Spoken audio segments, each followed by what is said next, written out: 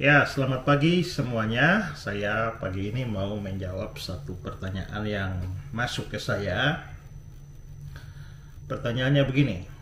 Di Keluaran 34 ayat 7 dikatakan bahwa Tuhan tidaklah sekali-kali membebaskan orang yang bersalah dari hukuman, yang membalaskan kesalahan bapa kepada anak-anaknya dan cucunya kepada keturunan yang ketiga dan keempat. Tapi mengapa dalam Ulangan 24 ayat 16 dikatakan janganlah ayah dihukum mati karena anaknya, janganlah juga anak dihukum mati karena ayahnya. Setiap orang harus dihukum mati karena dosanya sendiri. Perubahan kondisi ini karena apa? Dan yang berlaku yang mana? Ya, kelihatannya memang dua bagian itu menjadi bertentangan ya. Karena yang satu bilang bahwa Tuhan akan membalaskan kesalahan sampai keturunan ketiga dan keempat. Sedangkan yang satu mengatakan yang bersalah yang dihukum. Nah sekarang saudara melihat bahwa kita percaya Tuhan itu adil.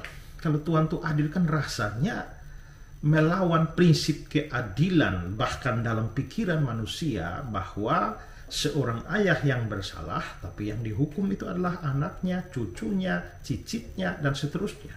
Ya. Dalam hukum kita sebagai manusia saja kita merasa itu tidak adil. Apalagi dalam hukum Tuhan, apalagi kita tahu bahwa Tuhan itu adalah Tuhan yang maha adil.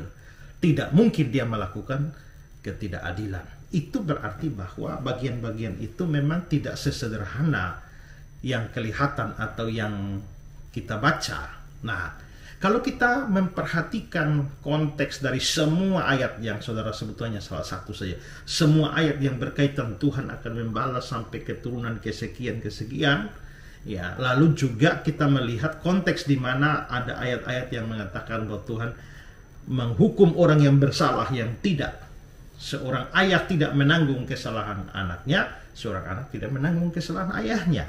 Nah, maka sebenarnya kita bisa mengharmoniskan semua ini dengan membedakan dua bagian ayat itu. Kita harus bisa membedakan antara hukuman dosa dan akibat dosa. Itu dua hal yang berbeda. Kalau hukuman dosa, maka siapa yang bersalah atau berdosa, dia yang dihukum. Tidak bisa ayah yang berdosa, ya, lalu anaknya yang dihukum, bapaknya yang korupsi, tapi anaknya yang ditangkap masuk penjara. Itu tidak adil. Bapaknya yang membunuh, anaknya, cucunya yang ditangkap dan masuk dijebloskan ke dalam penjara. Itu nggak adil. Kalau hukuman dosa, maka yang bersalah yang harus menanggung hukumannya. Tetapi ada akibat dosa. Akibat dosa itu bisa menurun, ya. Bapaknya korupsi, ya. Lalu bapaknya ditangkap masuk penjara. Maka anaknya akhirnya putus sekolah. Gara-gara putus sekolah tidak bisa makan, jadi penjahat, jadi gelandangan dan lain sebagainya. Maka kita bisa melihat bahwa si anak tidak menanggung hukuman bapaknya, hukuman dosa bapaknya, tapi dia menanggung akibat dosa bapaknya. Akibat dosa itu merembet sampai anak cucu, walaupun mereka tidak ikut dihukum, yang dihukum hanya si bapak. Nah, begitu jugalah waktu Tuhan memberikan hukum kepada Israel, mereka menyembah berhala. Kalau mereka menyembah berhala, Tuhan bisa menghajar mereka. Misalnya dengan mengirimkan bangsa Babel. Itu menghancurkan mereka. Bait Allah mereka, kota Yerusalem, lalu mereka dibuang ke pembuangan. Mereka dibuang ke pembuangan. Nah, hanya satu generasi itu kan yang berdosa. Tapi akibatnya apa? Ada banyak keturunan-keturunan mereka yang lahir pada saat mereka sudah ada dalam pembuangan. Ya, sudah ada dalam pembuangan, dan dengan demikian maka mereka terkena akibatnya. Mereka begitu lahir, mereka sudah ada di negeri penjajahan. Mereka kena akibat dosa.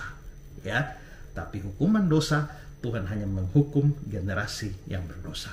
Akibat dosa itu misalnya Tuhan membuang mereka ke Babilonia, itu bisa sampai 70 tahun. Itu artinya bisa sampai anak cucu mereka, itu bisa terjadi. Ya, karena itu bagian itu tidak bertentangan dan dua-dua tetap berlaku.